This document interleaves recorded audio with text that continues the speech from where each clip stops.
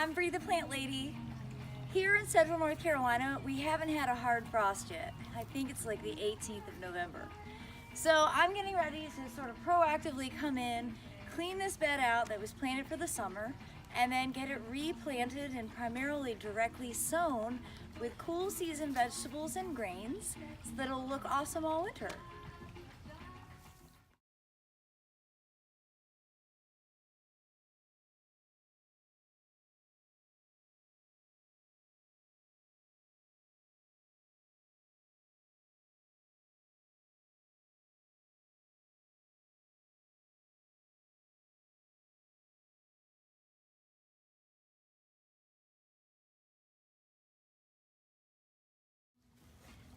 Now that I have the bed prepped, I basically went through, ripped out all the annual stuff, did a nice layer of soil cube compost on top, about 1 inch to 1.5 inches thick, spread it all out, and I'm ready to get started on sowing the plants for the winter.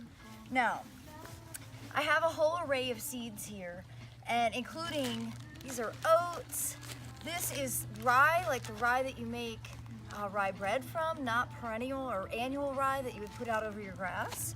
And then all of these things that I've been collecting over the years, including, this is Love in a Mist or Nigella.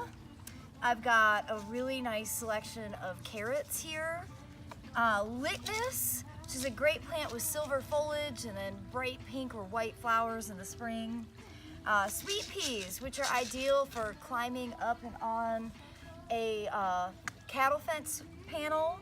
More carrots, of course poppies, which are one of my signature spring plants, and larkspur in here right here. And larkspur is, one of those great plants that you can put out. You just direct seed it on the surface of the soil. It germinates through the winter, and it's poisonous to browsing mammals, so it's extremely practical. Now, to give myself some interest right off the bat, I'm gonna do a ground cover of this beautiful orange and purple viola. And violas and pansies are different, even though they're very closely related.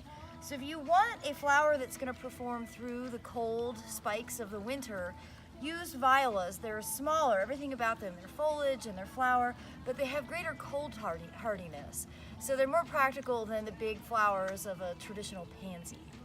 So I'm gonna get this stuff sown. I'm gonna do some clumps of different grains and then kind of a wash of different annual flowers that will bolt in late spring. And then a ground cover of the violas to make this section of my back patio really look beautiful all winter long.